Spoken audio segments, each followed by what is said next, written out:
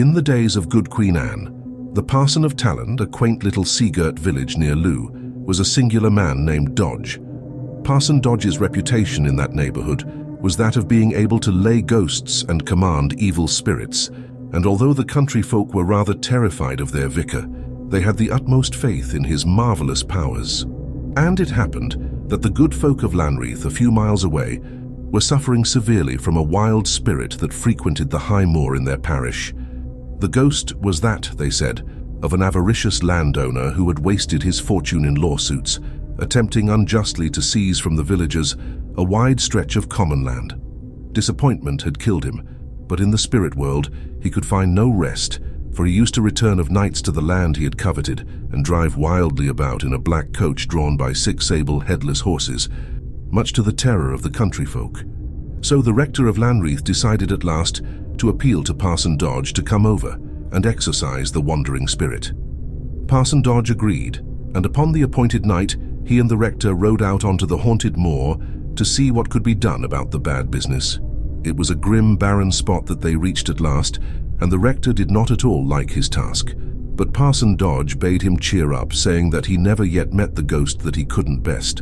So the 2 parsons dismounted and tramped up and down for an hour, expecting every moment the arrival of the spectral coach. When at last midnight had passed and nothing had happened, they decided to abandon their vigil and return some other night.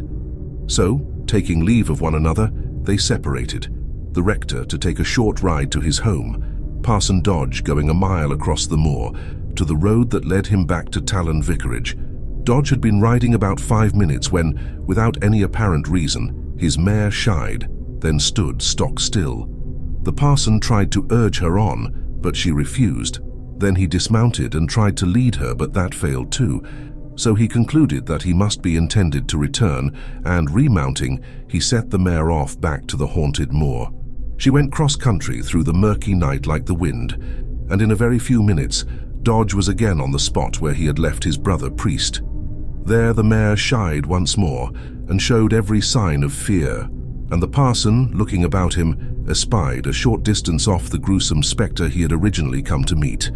There was the sooty black coach, the dark headless steeds, and, what thoroughly alarmed him, a grim cloaked figure urging his team at a gallop along a path in which lay the prostrate form of his friend, the rector of Lanreath.